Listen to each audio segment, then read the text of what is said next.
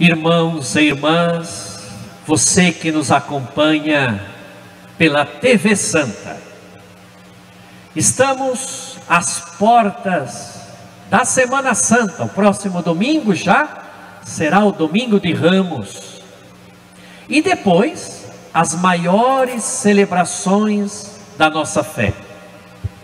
Estão lembrados que a principal festa do cristianismo é o Trido Pascal: paixão, morte e ressurreição de Jesus. É o eixo de toda a nossa vida de fé. O Trido Pascal dá sentido a todas as nossas outras celebrações, a toda a liturgia. Jesus está vivo, ressuscitado, mas passa pela cruz. A liturgia deste quinto domingo da Quaresma tem como missão nos preparar para estas celebrações, para a paixão, morte e ressurreição de Jesus. A maior prova de amor de Deus por nós é Jesus. Prova de amor maior não há do que dar a vida. E nós, como aqueles gregos que ouvimos no Evangelho hoje de João, nós também queremos ver Jesus. A liturgia nos ajuda. Na primeira leitura, nós ouvimos um trecho da profecia de Jeremias. Um dos principais textos do Antigo Testamento é aquele no qual Deus promete fazer uma aliança com o seu povo, um pacto. Depois daqueles longos anos difíceis em que Israel foi governado pelo rei Manassés, surgiu um jovem soberano chamado Josias. Josias, quando ele foi chamado para ser rei de Israel, ele ainda era um menino, mas ele cresceu sendo um homem piedoso. E ele fez uma reforma religiosa em Israel. Nesse período vivia o profeta Jeremias, que escreve a primeira leitura de hoje. Jeremias, ele como que observa silenciosamente tudo o que estava acontecendo. E ele aprovava tudo aquilo que o jovem rei Josias estava fazendo. Vocês se lembram que há muitos anos atrás, Deus entregou ao povo os mandamentos. Lá aos pés do Monte Sinai, entregou a Moisés as tábuas da lei, os mandamentos gravados na pedra, as tábuas da lei. Mas o povo não obedeceu, não foi fiel a esses mandamentos. Quando o reino do norte de Israel foi destruído pelos assírios, o povo dizia: nós estamos vivendo essa desgraça porque não fomos fiéis, não fomos obedientes à palavra de Deus, não ouvimos os profetas. Nós hoje também poderíamos pensar: por que estamos vivendo tudo isso? Por que esta pandemia? Por que este vírus? Por que essa doença? Por que esse desemprego?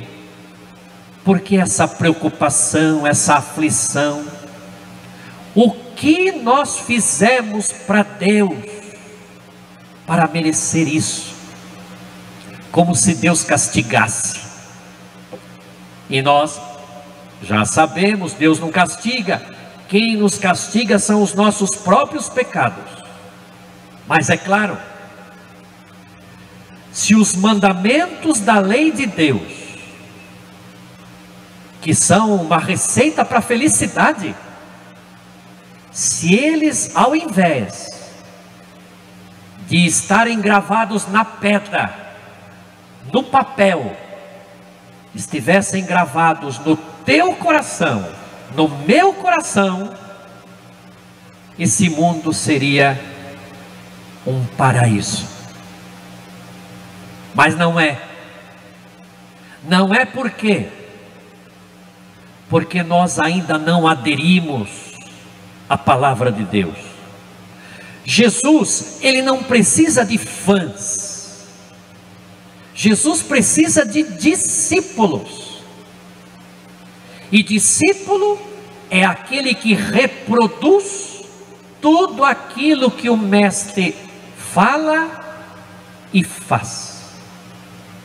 Quando você comunga de Jesus na Eucaristia, quando eu comungo de Jesus na Eucaristia, sendo um sacrário vivo, eu deveria falar, fazer, reproduzir os ensinamentos de Jesus. E muitas vezes isso não acontece porque nós somos fracos, pecadores. E Jesus sabe disso. Nós ouvimos na segunda leitura da carta aos Hebreus. Jesus assumiu a humanidade em tudo, tudo, menos no pecado.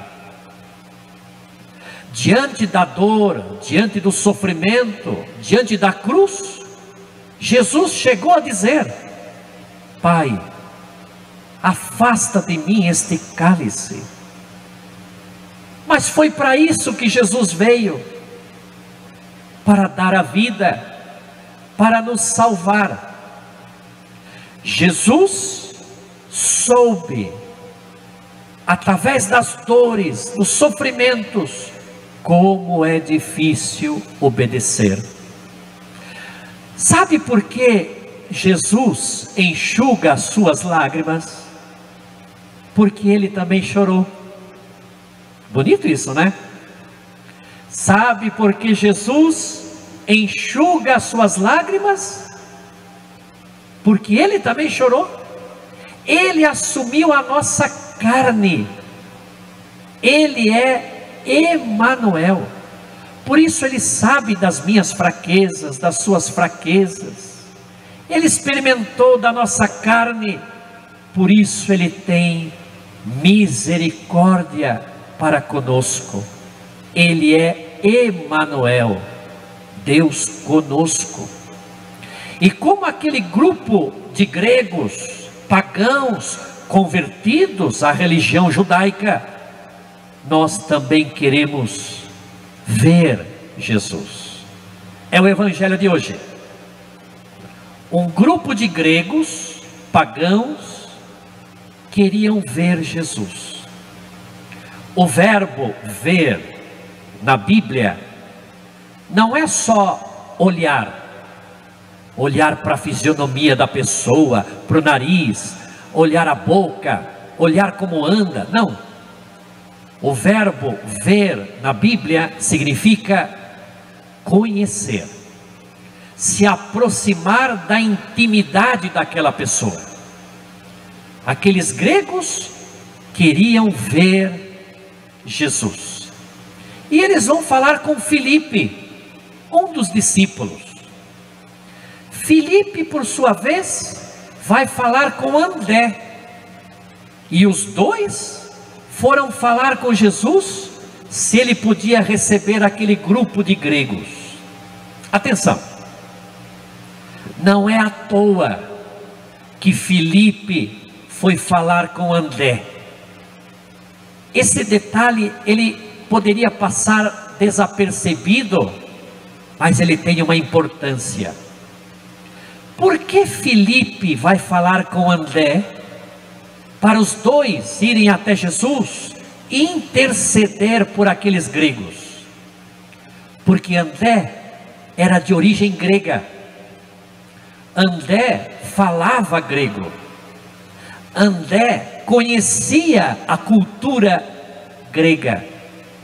Então tinha uma afinidade. Por isso que Filipe foi atrás de André, porque seria mais fácil representar aqueles gregos diante de Jesus. Sabe o que isso nos ensina hoje? Eu, você, nós nunca podemos ser um empecilho para alguém chegar até Jesus. Você, de forma alguma, pode ser um obstáculo para alguém chegar até Jesus. Ao contrário, nós temos que buscar caminhos, nós temos que buscar brechas, afinidades, para trazer pessoas até Jesus. Filipe encontrou um caminho, buscou André, de origem grega, buscou uma afinidade para levar até Jesus. Eles foram conversar com Jesus. Esses gregos tiveram a graça de conhecer Jesus, porque Jesus veio para todos. E ele diz: quem preservar a sua vida, vai perdê-la. A vida tem que ser doada. É aquilo que o povo diz com sabedoria: quem não vive para servir, não serve para viver. A vida tem que ser gasta. Assim como a vela, para iluminar, ela tem que gastar, ela tem que se gastar. Assim também nós. E nesses tempos de pandemia, essa reflexão se torna ainda mais importante. Você precisa gastar a sua vida para o bem. Tem gente que gasta a vida para fazer o mal, gasta o tempo, as energias, pensamentos, sentimentos, gasta a vida para falar mal dos outros, gasta a vida para perseguir, gasta a vida para mentir, gasta a vida com o coração cheio de desejo de vingança, ressentimentos, ódio. Não gaste a sua vida assim. A vida é breve, o tempo não espera ninguém. E diante dessa pandemia, isso está ficando cada vez mais evidente. Como eu, creio que vocês também já perceberam. A realidade da morte está próxima.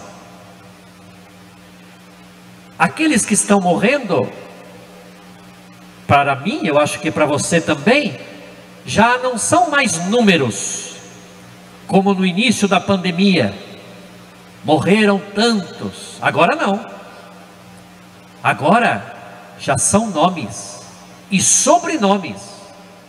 Tem gente perto da gente morrendo. A morte bate nos nossos ombros. Por isso, é preciso gastar a vida. Enquanto estamos aqui, gastar a vida para fazer o bem. Isolamento, distanciamento social, que parece ser tão importante, não deve ser significado de isolamento de afetividade. Não deve promover o egoísmo. Ao contrário, nós devemos arrumar meios, no meio desta pandemia, de servir, de doar. Prova de amor maior não há do que dar a vida. E quando Jesus convida os seus discípulos a doar a vida, Ele não fala uma teoria, Ele mostra com a sua própria vida. Prova de amor maior não há do que dar a vida. Meu irmão, minha irmã, caminhando para a Páscoa, mais uma vez, a Semana Santa se aproxima. Ainda estamos vivendo estes momentos difíceis. Não perca a esperança. Não perca a confiança em Deus. Porque para tudo tem razão. Tudo faz parte dos planos de Deus. Ele está nos ensinando muitas coisas. O ensinamento de hoje é o serviço, que passa também pela cruz, pela doação de vida, e assim nos prepara para as celebrações da paixão, morte e ressurreição do Senhor. Louvado seja nosso Senhor Jesus Cristo, para sempre seja louvado.